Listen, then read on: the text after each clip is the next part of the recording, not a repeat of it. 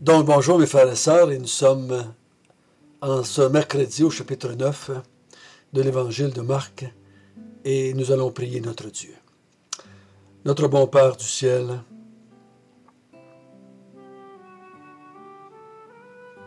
on a vu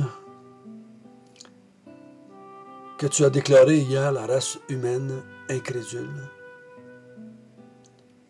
mais on a vu aussi que tu veux produire en nous la foi. Tu as amené des millions d'hommes et de femmes depuis des millénaires. Tu les as amenés à croire. Et tu as manifesté qui tu étais par des miracles, comme nous avons vu, par le fait de chasser des démons, comme nous avons vu. Et on te bénit, on te glorifie, que tu es venu parmi une race d'incrédules pour emmener des hommes et des femmes à la foi. Sois béni, sois glorifié, sois exalté dans nos cœurs ce matin. Amen. Ce que nous avons vu hier, le fait de chasser un démon, est arrivé après la transfiguration. Est arrivé après le fait que les disciples avaient eu beaucoup de misère ou n'avaient pas voulu accepter que Jésus avait dit qu'il était pour souffrir, mourir et être jeté et ressusciter le troisième jour. En partie, la raison qu'ils n'ont pas accepté le fait qu'il meure, c'est qu'ils ne comprenaient pas la résurrection.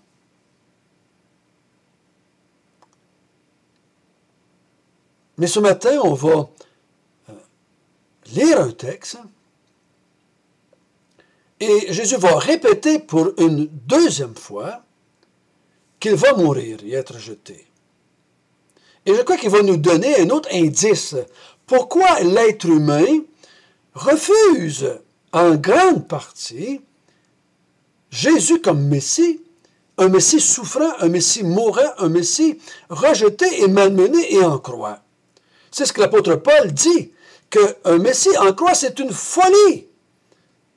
C'est une folie pour la plupart des gens. Mais le texte va nous donner un peu de lumière sur pourquoi est-ce que les disciples eux-mêmes, les gens autour de Jésus, n'ont pas finalement voulu l'accepter comme il s'est présenté. Lisons ensemble à partir du verset 30 jusqu'au verset 40. Ils partirent de là et traversèrent la Galilée.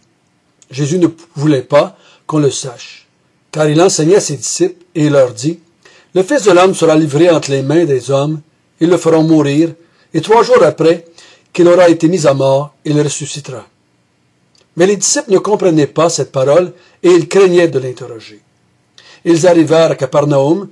Lorsqu'il fut dans la maison, Jésus leur demanda, « De quoi discutiez-vous en chemin? » Mais ils gardèrent le silence, car en chemin ils avaient discuté entre eux pour savoir qui était le plus grand. Alors il s'assit, appela les 12 et leur dit, « Si quelqu'un va être le premier, il sera le dernier de tous, et le serviteur de tous. » Et il prit un petit enfant, le plaça au milieu d'eux, et l'ayant pris dans ses bras, il leur dit, « Quiconque reçoit en mon nom un de ces petits enfants, me reçoit moi-même, et quiconque me reçoit non pas moi, mais celui qui m'a envoyé. » Jean lui dit, « Maître, nous avons vu un homme qui chasse des démons en ton nom, et nous l'avons empêché, parce qu'il ne nous suit pas. » « Ne l'empêchez pas, répondit Jésus, car il n'y a personne qui, faisant un miracle en mon nom, puisse aussitôt après parler mal de moi. Qui n'est pas contre nous est pour nous. »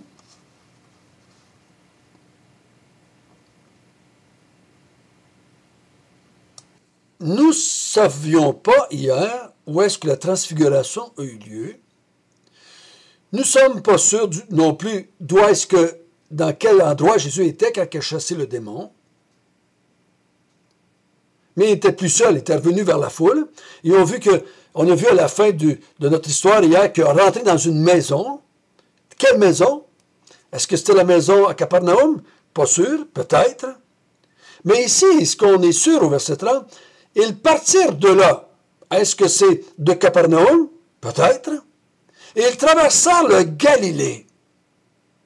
Ils traversèrent la Galilée. Jésus ne voulait pas qu'on le sache. Donc, il voyage, il se promène, il passe d'une place à l'autre, d'une façon incognito, si je peux dire ainsi. Il se cache parce qu'il a une idée, c'est d'enseigner ses disciples. Il sait que le temps se termine. Mais qu'on arrive au chapitre 10, il va se rendre en Judée. Et là, il va passer du temps à instruire les gens en Judée et en Jérusalem. Et là, il va mourir. Donc, il passe du temps à enseigner ses disciples. On ne sait pas tout ce qu'il a enseigné. On a enseigné des petits bouts, comme au verset 31. Il leur dit, « Le Fils de l'homme sera livré entre les mains des hommes, ils le feront mourir. 3 jours après qu'il aura été mis à mort, il ressuscitera. » Et il répète pour la 2e fois qu'il va mourir bientôt, qu'il va être rejeté, qu'il va être méprisé, qu'il va être mis à mort et qu'il va ressusciter le 3e jour. Mais comme la première fois qu'il leur a parlé de la résurrection des morts, les disciples ne comprenaient pas cette parole et ils craignent de l'interroger. Est-ce que ça vous surprend? Ils craignent de l'interroger. Ils craignent. Pourquoi donc est-ce qu'ils le craignent? Qu'est-ce qui les pousse à avoir peur d'interroger Jésus sur cette parole qu'il venait de leur dire pour la 2e fois, sa mort et sa résurrection? Donc, ils arrivent à Capernaum. Ils traversent la Galilée, ils se promènent. Finalement, ils arrivent à Capernaum. En arrivant à Capernaum, lorsqu'il fut dans la maison qu'on pense de Pierre et d'André, excusez, il leur demande une question. De quoi discutez-vous en chemin? De quoi est-ce que vous parliez entre vous? Donc, ça veut dire que Jésus n'était pas avec eux tout le temps, constamment, était-il un peu en avant? On va voir un peu plus loin que des fois, ils le suivent un peu en arrière. Ils sont presque mal à l'aise, des fois, d'être avec Jésus.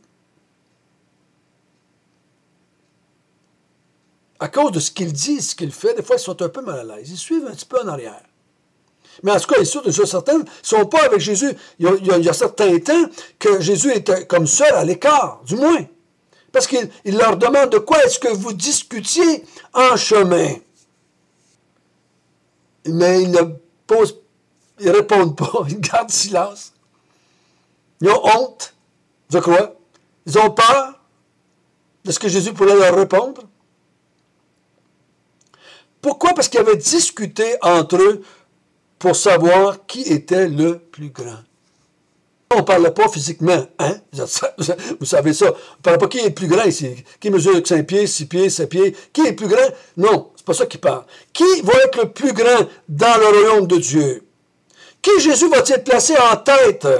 Un peu comme Jacques et Jean qui ont posé la question, « Seigneur, fais que quand tu vas établir ton royaume, moi et mon frère, on soit assis à ta droite et à ta gauche. » Et les disciples sont tous en colère. Pourquoi? Parce qu'ils ont discuté qui était le plus grand. Ils veulent être le plus grand dans le royaume de Dieu avec Christ. Il va être le premier ministre ou les sous-ministres avec Jésus-Christ. Moi, j'ose dire, c'est pour ça qu'ils ne comprennent pas ce que Jésus est en train de faire.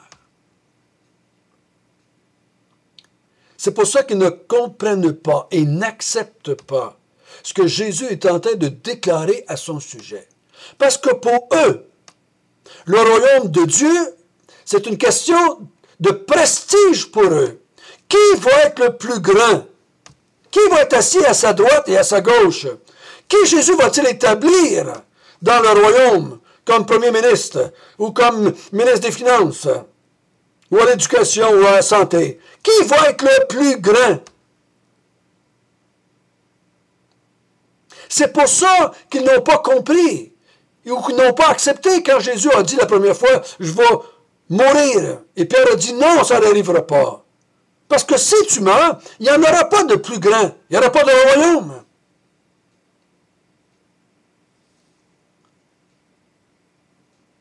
Pourquoi est-ce qu'ils craignent de l'interroger sur ces choses-là? C'est parce que dans leur cœur, ils veulent être plus grands. Jésus va dire une fois à des chefs religieux, vous ne pouvez pas comprendre et vous repentir et croire parce que vous recherchez la gloire des hommes. Vous voulez être les premiers, les plus grands. C'est pour ça qu'ils ne comprennent pas l'enseignement de Jésus. C'est pour ça qu'ils ne l'acceptent pas. Le royaume de Dieu, ils ne le conçoivent pas. Parce que dans le cœur humain, il y a cette pensée, cet orgueil. Je veux être le premier. Je veux être le plus important. Combien j'ai vu de couples qui discutent, qui s'ostinent, qui se séparent, qui se divorcent, pour savoir qui est le plus grand, qui est le plus important, qui va avoir raison.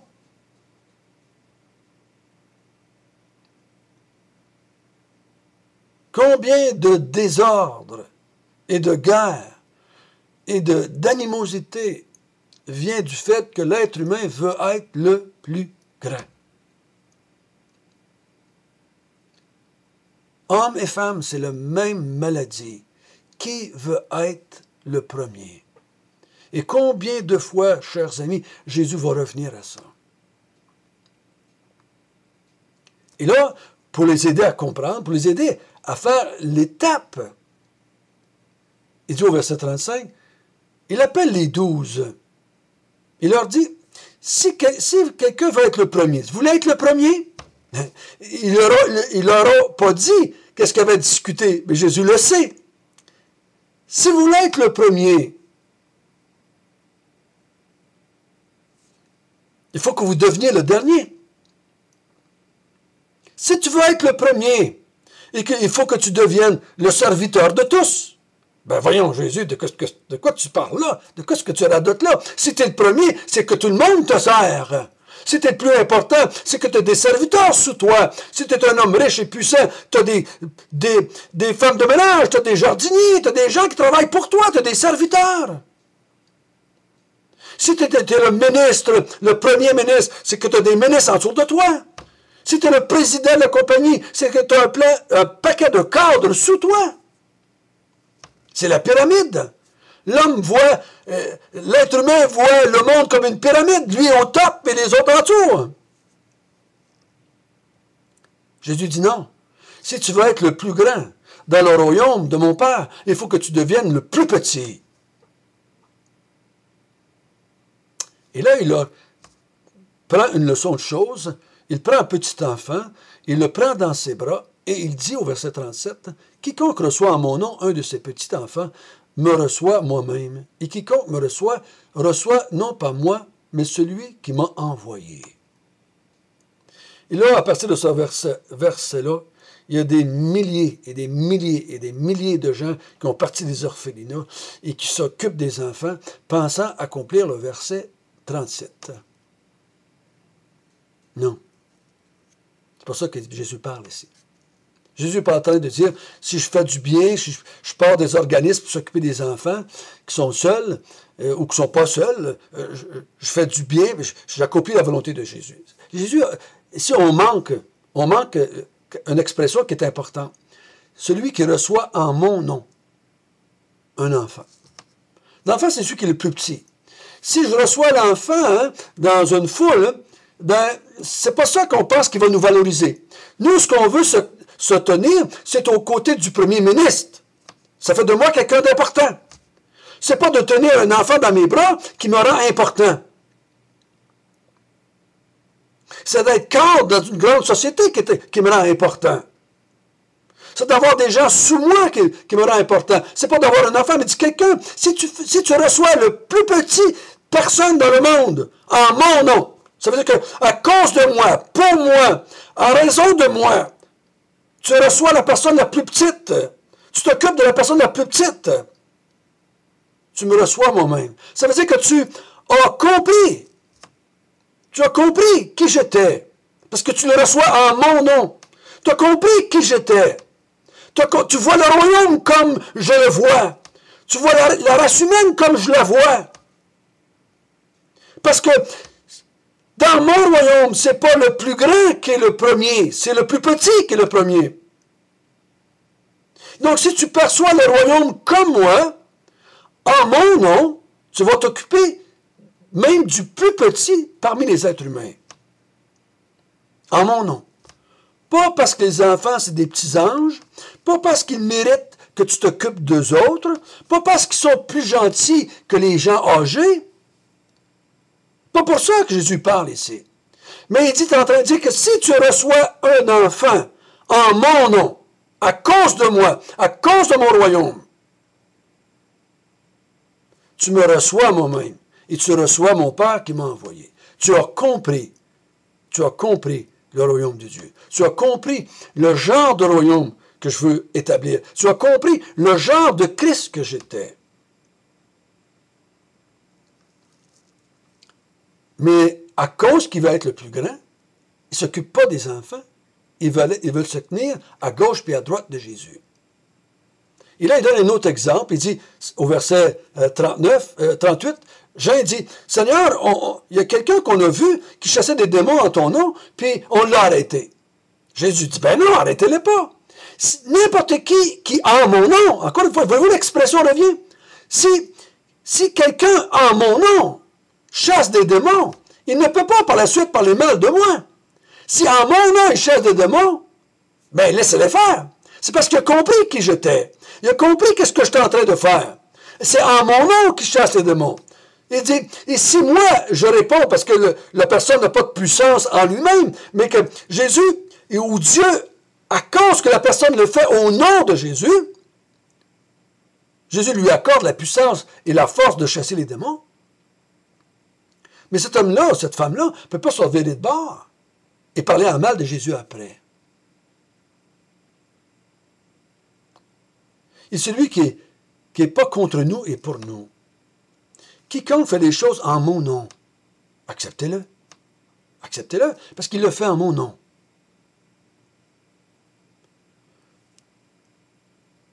Vous savez, peu importe ce qu'on fait dans la vie, si on le fait au nom de Jésus, on ne veut pas être le plus grand. Ça manifeste qu'on ne veut pas être le plus grand. On fait les choses au nom de Jésus, pour Jésus, en son nom.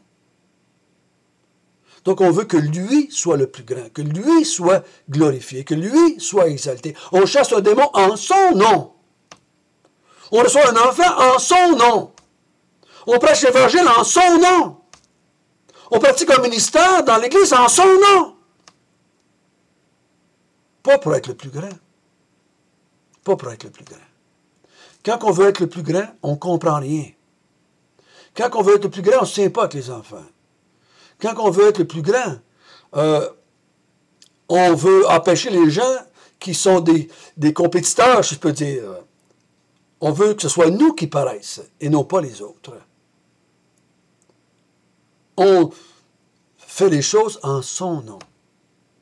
Oh, mes frères, mes sœurs, c'est tellement simple, mais c'est tellement important.